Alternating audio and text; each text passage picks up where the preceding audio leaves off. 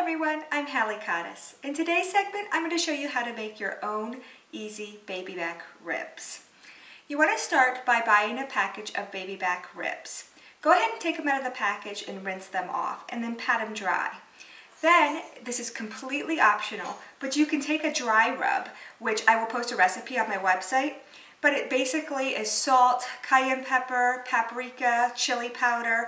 I think I put a little stevia blend in it, but again, I'll post this on my website. But you want to go ahead and just generously, very generously, put it on your baby back ribs. And then you just take your hand and you just literally rub it into the meat. This will help with tenderizing the ribs, and it will also help flavor them.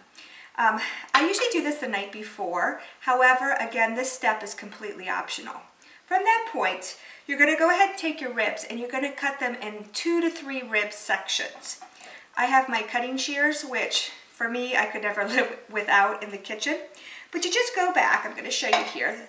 Like I said, I did my dry rub last night. I flipped it over, and here's a bone, here's a bone, and here's a bone. Just in between, I'm just going to go ahead and cut the ribs. And I'm just going to put them in the pan over here. Okay?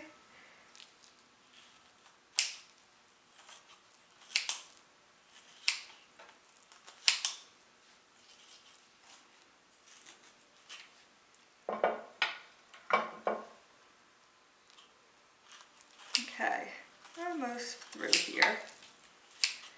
These are some thick ribs. Not actually cutting through the bone, of course. You're just cutting in between the ribs where all the meat is. See? I don't know if you can see that pretty good. I'm just going to do 2 here.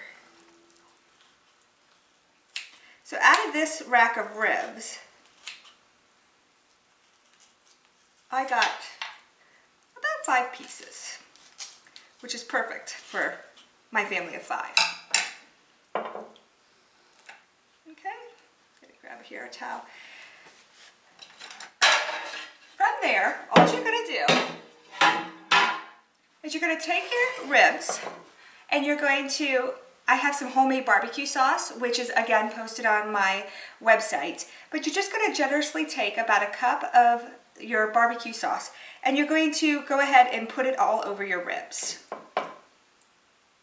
Okay?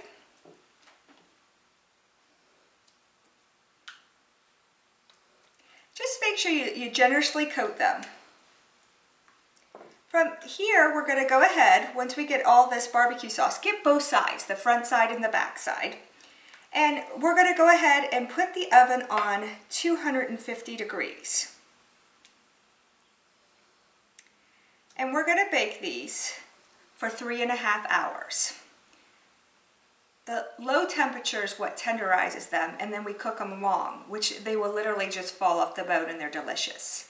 So this is what this looks like. I'm going to do the other side here, but if you can see, whoops, there you go. It really is fantastic. But what you want to do is you want to take your foil.